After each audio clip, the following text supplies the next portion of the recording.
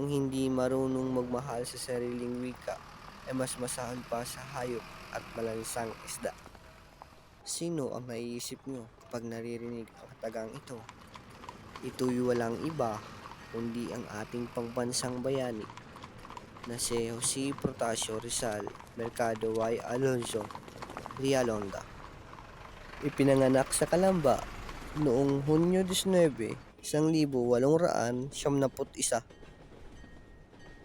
Si Jose Rizal ay namatay sa Bagong Bayan noong Disyembre 30, 1876 sa edad na 35. Si Jose Rizal ay isang Pilipinong bayani at isa sa pinakatanyag at tagapagtaguyod ng pagbabago sa Pilipinas noong panahon ng pananakop ng mga Kastila.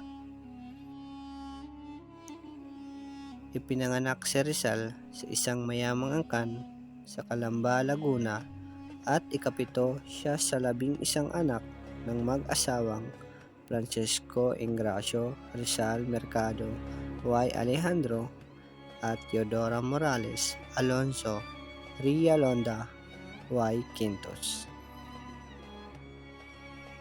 Nag-aral siya sa Ateneo Municipal de Manila at nakakuha ng diploma sa Bachelor ng Sining at nag-aral ng medisina sa pamantasan ng Santo Tomas sa Maynila. Maliban sa medisina ay mahusay siya sa pagpinta, pagguhit, paglikot at pag-ukit.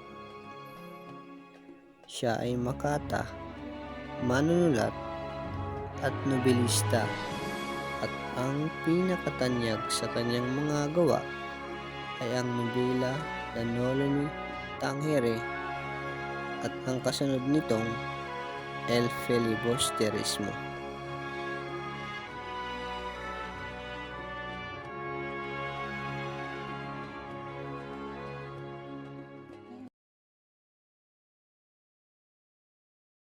So first of all, introduce yourself. So, good morning everyone. I am Maria Lynn Rosales Maga, 19, from Bitiled 2. So my first question is, who is our national hero? Our national hero in the Philippines is Dr. Jose Rizal. So my next question is, what are the contributions of Jose Rizal to the Philippines? Okay, so as far as I know, Dr. Jose Rizal is the one who wrote the popular Noli Me Tangere and the El Filibusterismo, in which these novels became the eye-opener for the Filipino people to really know the suffering of our ancestor during the Spaniard colonization. So, these tools became an asset to the Filipino people to really fought and fight for our freedom. And that single reason is his contribution to freed our country from, yeah.